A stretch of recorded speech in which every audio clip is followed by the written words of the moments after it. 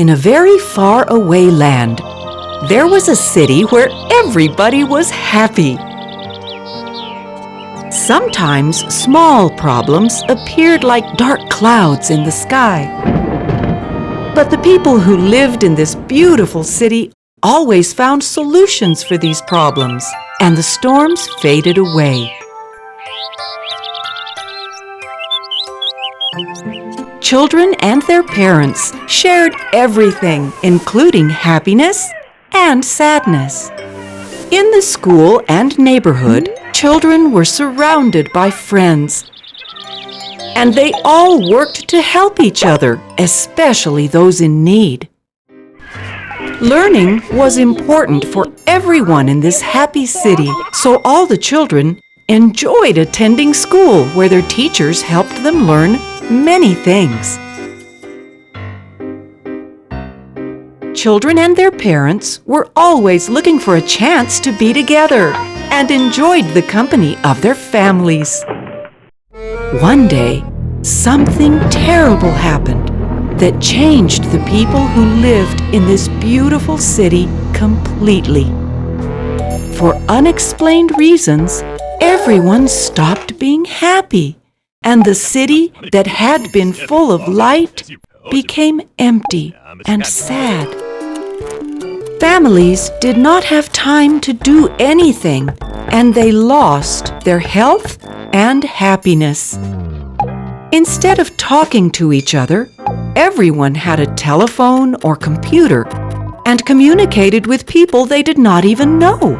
Instead of talking to each other when they were with family or friends, they were busy sending messages to people they didn't even know with their electronic toys.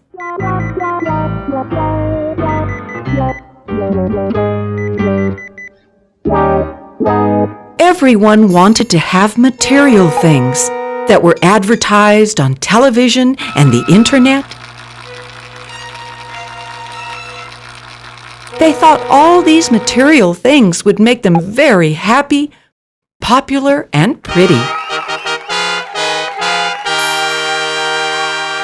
However, when the people obtained all of these things, their happiness was brief because other new things appeared right away, and they all wanted to have the latest things. This would make them unhappy all over again. The health of the families was not good because children stopped running, playing, dancing, and laughing, and dedicated themselves only to using their electronic toys.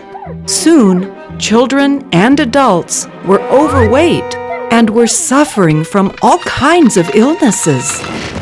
The city that was full of happiness before soon became dark and seemed to be covered with trash.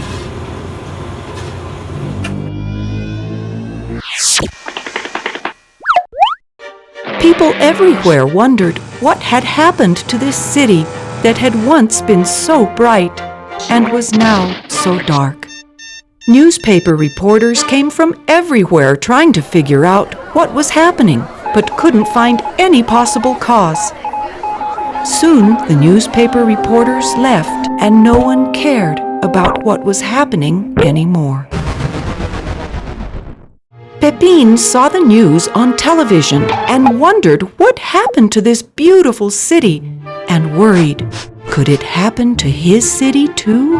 He decided to go see Sherlock Holmes, a famous detective, to discover what had attacked the city and help keep this catastrophe from happening to his own beautiful city. Sherlock had seen the news reports and was already very worried. He decided to study Aristotle to see if he could find a clue. Aristotle was very wise, and Sherlock learned about the 4 elements, which Aristotle said formed the earth: air, water, dirt, and fire. Pepin was so very worried.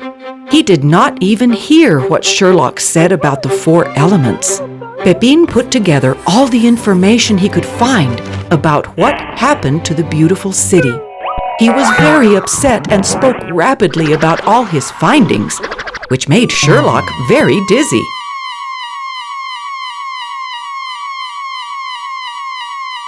When Sherlock recovered from being dizzy, he felt hungry and decided to take a break.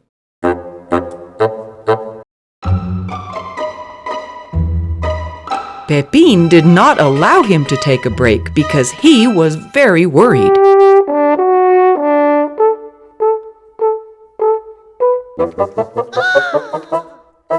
Instead, he insisted that Sherlock continue the investigation.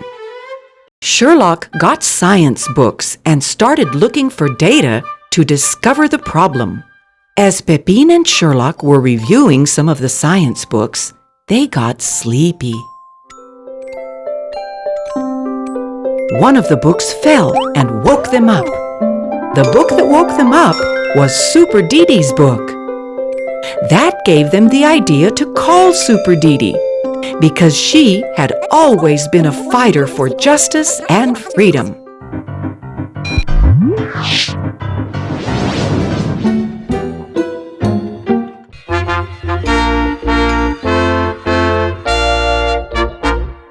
When they were describing what happened, she said, "Wait a minute! Wait a minute! Wait a minute! What is happening here? I don't like this."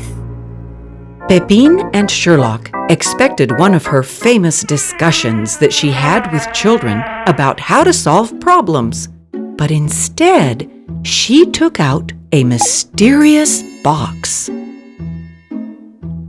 Suddenly, she opened the box, and they could see 6 pearls that were talking and talking. Super Didi told them to be quiet so her friends could understand better. However, the pearls did not stop talking, and it was very hard to understand anything. Pepin tried to listen to the pearls carefully as he put the box next to his ear, but he could not understand anything. Sherlock tried listening with the box near his ear too, but could not understand anything either. Then they remembered that only superheroes can understand the pearls. Super Didi put the pearls close to her ear, and what they said was very interesting. They told her the only way the city could be like it was before was to follow the advice of the pearls. Do you want to go with Super Didi, Pepin, and Sherlock to hear what the pearls had to say?